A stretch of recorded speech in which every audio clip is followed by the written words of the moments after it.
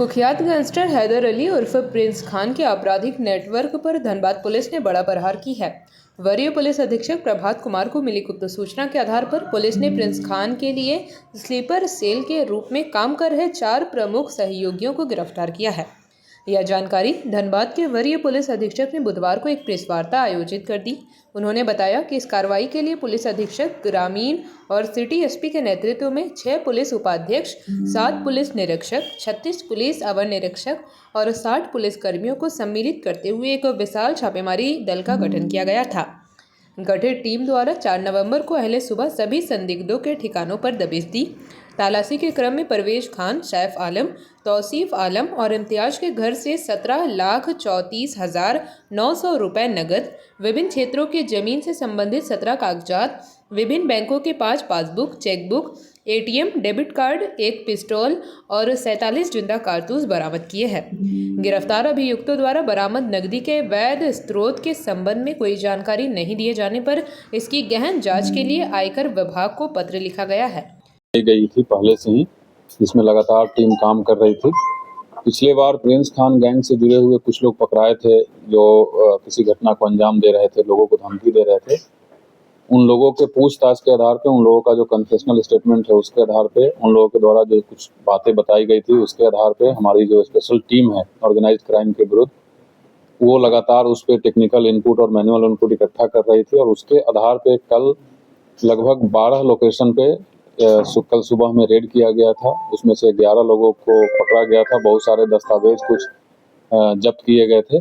और जब special team के द्वारा जो पुलिस अधीक्षक ग्रामीण और पुलिस अधीक्षक नगर के नेतृत्व में बनाई गई थी, इसमें बहुत सारे डीएसपी साहब लोग, इंस्पेक्टर साहब लोग, थाना प्रभारी लोग इन्वॉल्व थे। उनके द्वारा जब गहन पूछताछ की गई तो पूछताछ के क्रम में 4 लोग ऐसे पाए गए हैं जिनका डायरेक्ट इन्वॉल्वमेंट है। वो किसी न किसी रूप में गैंग को मदद कर रहे हैं, चाहे वो यहाँ के व्यापारियों का नंबर पहुँचाना हो, पैसा कलेक्ट करना हो रंगदारी का, और पैसा उसको कलेक्ट करके कैसे उसको ठिकाने लगाना है, उसके पास तक कैसे पहुँचाना है, इन सभी चीज़ों में ये 4 लोग इन्वॉल्व हैं। इन 4 लोगों की गिरफ्तारी की गई है और आज इनको न्यायिक हिरासत में भेजा गया है। इस पूरे प्रकरण के दौरान लगभग 17 लाख से अधिक कैश की बरामदगी की गई है। एक रिवॉल्वर मिला है जिसका लाइसेंस दिखाया गया है बट वो फेल पाया गया। 47 राउंड्स ऑफ कैट्रिज मिला है। इसके अलावा बहुत सारे मोबाइल्स हैं। 70 से अधिक ज़मीन का डीड है जो अलग अलग नाम से है, कहीं पावर ऑफ अटॉर्नी है, कहीं डीड है। 1 दर्जन से अधिक एटीएम कार्ड्स है, अलग अलग नाम से बहुत सारे पासबुक्स हैं। इसका फर्दर हम लोग डिटेल निकालेंगे। इसमें तकनीकी अनुसंधान करने की भी आवश्यकता है जो स्पेशल टीम इसके बाद करेगी। और इन सब से अभी प्राइमरी लेवल पे ये पता चला है कि इनका डायरेक्ट रूप से यहाँ के व्यापारियों से रंगदारी स्वरूप रुपया इकट्ठा करना, उसको यूएसडीटी के माध्यम से या फिर फॉरेक्स के माध्यम से या किसी फिर अन्य हवाला नेटवर्क के माध्यम से, ये जहाँ जहाँ इनको इकट्ठा करके ठिकाना लगाना होता है वो लोग लगाते हैं। इस पूरे प्रकरण में जो जब्ती हुई है वो मैंने आपको बताया है। इसके अलावा और कुछ ऐसी और बातें पता चली है जिसमें और अनुसंधान करने की आवश्यकता है। कुछ दिन पहले जो रांची में फायरिंग की घटना के बाद गिरोह के कुछ लोग पकड़ाए थे, जमशेदपुर में पकड़ाए थे, वहाँ जो बात उठ के आई थी कि हथियार का सप्लाई पाकिस्तान से होता है और इसमें जो नेटवर्क काम कर रहा है वो एंटी टेररिस्ट जो आतंक का फंड करते हैं लोग, उसमें भी कुछ पैसा लग रहा है। तो इस बिंदु का भी कुछ चीज़ इसमें समझ में आया है और हम लोग उस पर भी अनुसंधान कर रहे हैं कि कहीं ऐसा तो नहीं है मामला कि ये पैसा भी कहीं ना कहीं किसी न किसी आतंकी संगठन से जुड़ा हुआ है और टेरर फंडिंग किया जा रहा है। अगर ऐसी कोई बात होती है तो ये कंप्लीट देशद्रोह का मामला बनेगा। इस पर भी इस टीम को निर्देश दिया गया है कि इसका पूरा अच्छे तरीके से तहकीकात करें। इन लोगों के द्वारा कुछ और लोगों का नाम बताया गया है जो धनबाद के भी हैं, धनबाद के बाहर के भी हैं। कुछ व्यवसायियों का नाम बताया गया है जो डर के पैसा भी पहुंचाते हैं।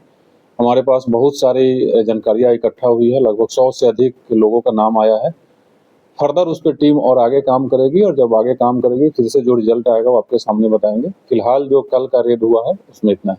Thank you. नागालैंड का मामला है या कि चक्रीय पिस्तौल बरामद हुआ, नागालैंड का क्या कनेक्शन है? जैसे मैंने वही आपको बताया कि वो जब जब्त हुआ तो लाइसेंस दिखाया गया है, वो लाइसेंस फेल है। उसकी जो प्रक्रिया होनी चाहिए स्टेट से बाहर, क्योंकि झारखंड में वो पाया गया है, वो प्रक्रिया पूर्ण नहीं की गई है और इसलिए वो अवैध घोषित किया गया। एक एक करके पकड़ाया था, पैसा डालते थे या पैसा वसूलते थे या धमकी देते थे, क्या रूल था? सब इसमें अलग अलग लोगों का अलग अलग रोल है और कोई स्पेसिफिक ऐसा नहीं कि एक आदमी एक ही काम करता है। इनका नंबर मुहैया कराने से लेकर के, पैसा उठाने से लेकर के, पैसा ठिकाना लगाना और अलग अलग माध्यम से जो गिरोह के मेंबर हैं, सदस्य हैं, या जो गिरोह का सरगना है, जो भगोड़ा है अभी, उसके कहे अनुसार जहाँ भी बोला जाता था वहाँ लोग पैसा का ठिकाना लगाते हैं। इसका कुछ इन्वेस्टमेंट का भी पता चला है, बहुत सारे ज़मीन है जिसमें इन्वेस्टमेंट का पता चला है। एक रेस्टोरेंट भी चल रहा है झारखंड से बाहर, उसका भी हम लोगों को पता चला है। तो बहुत सारी ऐसी जानकारी मिली है जिस पे और अनुसंधान और इंक्वायरी करने की आवश्यकता है। बट एक बहुत ही बड़ी सफलता है इस गिरोह के विरुद्ध जो हम लोगों को हाथ लगी है। और इस रेड में जो अगेन मैं जो बता रहा हूँ कि जो जब्ती हुई है, जो गिरफ्तारी हुई है, इसके अलावा बहुत सारी ऐसी जानकारी मिली है जिस पे और अधिक काम करने की आवश्यकता है। उसमें से एक मैंने जो बताया कि हम लोगों को टेरर फंडिंग के दिशा में भी थोड़ा और अनुसंधान करना है कि कहीं ऐसा तो नहीं कि ये सब पैसे का देश के विरुद्ध में इस्तेमाल हो रहा है। तो तमाम चीज़ें अभी टीम को और काम करनी है। और कुछ व्यापारियों का भी नाम आया है जो पैसा दे रहे हैं, हम लोग उनसे भी संपर्क करेंगे किस परिस्थिति में दे रहे हैं। अगर धमकी आ रही है तो केस करना चाहिए। जैसा मैंने बताया कि लगभग 100 से अधिक लोगों का नाम आया है जो किसी न किसी रूप में जुड़े हुए हैं। हमारी जो स्पेशल टीम बनी है ये लगातार काम कर रही है और काम करती रहेगी जब तक इस पूरे नेटवर्क को, फाइनेंशियल नेटवर्क हो, टेरर फंडिंग हो, हवाला का ट्रांजैक्शन हो, जब तक पूरी तरीके से ध्वस्त नहीं हो जाती है तब तक जो स्पेशल टीम बनाई गई हो काम करती रहेगी। और अंत में अगेन मैं आप लोगों के माध्यम से तमाम लोगों को, धनबाद में जितने भी लोग हैं, मैं बताता हूं कि अगर किसी को कभी भी कोई मैसेज या कोई कॉल आता है किसी भी अपराधियों के द्वारा या आपराधिक गिरोह के द्वारा, इमीडिएटली पुलिस तक पहुंचाएं। पुलिस 24 घंटे आपके साथ है और मेरी जो टीम है वो किसी भी हद तक जा करके सुरक्षा प्रदान करना, सुरक्षा इंश्योर करना और आपकी मदद करने के लिए हम लोग तैयार हैं। जो रंगदारी वसूलने का प्रयास कर रहे हैं उनको एक चौनी भी नहीं दे किसी कीमत में। आप अपनी गाढ़ी कमाई से फोकट में उनको पैसा देते हैं जिससे उनका मन बढ़ जाता है।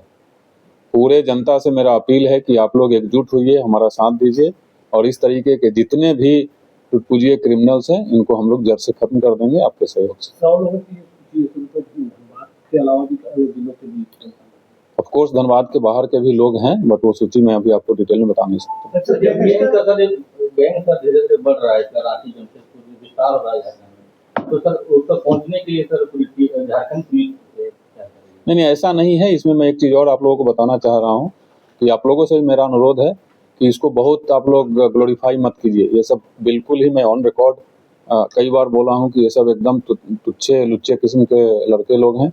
इनको आप लोग ग्लोरीफाई बिल्कुल मत कीजिए। इनका कोई नेटवर्क नहीं है। ये सब भोले भाले जो हमारे नौजवान साथी लोग होते हैं 18 साल, 20 साल, 22 साल के, वो लोग कभी कभी बहकावे में आकर के इस्तेमाल हो जाते हैं।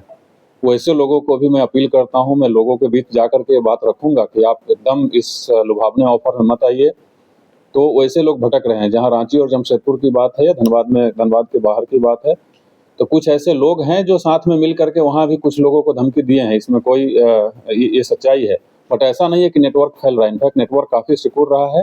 और जो भी कहीं भी, आप रांची का देख लीजिए, जमशेदपुर का देख लीजिए, धनबाद का देख लीजिए, जो कोशिश किए हैं अपराध करने का उनको सजा मिली है। और मैं अगेन ऑन रिकॉर्ड बोल रहा हूँ, कोई भी अगर गैर कानूनी काम करेगा तो जिस तरीके से वो करते हैं उसी तरीके से उनको जवाब भी मिलेगा। सर जो जमीन टिकाते आप वो क्या रंगदारी के पैसे से खरीदे गए, ऐसा कुछ?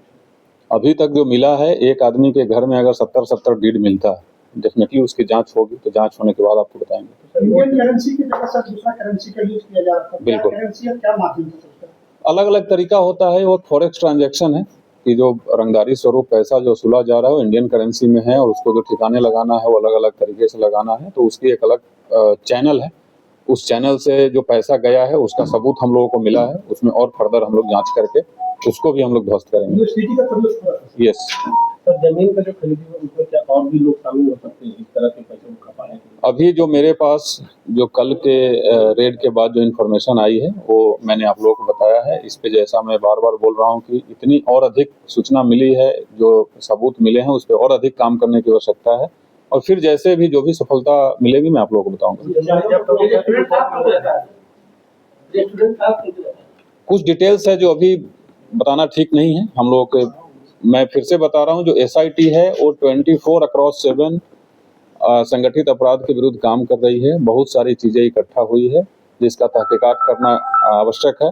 जैसे ही तहकीकात करके हम लोगों को पूरी पुष्टि हो जाएगी कौन है, कहाँ है, किसके नाम से है, उसके बाद डेफिनेटली आप लोग को बताएंगे। वो जमीनें भी सर लगातार घटनाओं में जेल का इन्वॉल्वमेंट आते रहता है, इनके भाई लोग भी बंद हैं, लगातार उनकी भी भूमिका सामने आते रहती है, तो मतलब जेल वाला वो नेटवर्क कैसे, क्या कुछ उसके लिए प्रयास किया जा रहा है? नहीं, बिल्कुल प्रयास किया जा रहा है। यहाँ जेल से किसी घटना का यहाँ अभी तक रिसेंट पास्ट में कोई लिंक नहीं मिला है, लेकिन ये बात सही है कि जेल से भी कभी कभी धमकी आती है, जेल के लोग भी इन्वॉल्व होते हैं, उसके लिए लगातार प्रयास भी किया जा रहा है, उस पर सफलता भी मिल रही है। जेल में अगर मोबाइल मिलता है रेड के दौरान तो FIR होती है, कुछ लोगों को आइसोलेशन वार्ड में रखा जाता है। तो जो जेल के मैनुअल के हिसाब से जो चीज़ भी हम लोग कर सकते हैं वो लगातार किया जा रहा है। संगठित अपराध के विरुद्ध जीरो टॉलरेंस की नीति हम लोगों ने अपनाया हुआ है। किसी भी प्रकार से कोई भी आदमी अगर इन्वॉल्व है, वो सपोर्ट करने में हो, वो उसको शेल्टर देने में हो या डायरेक्ट काम करने में हो, किसी को बख्शा नहीं जाएगा। मैं लोगों से ही अपील करता हूं कि कंप्लीट दूरी बना ले और पुलिस का सहयोग करे इस कंप्लीट नेटवर्क को ध्वस्त करने में। बहुत बहुत धन्यवाद।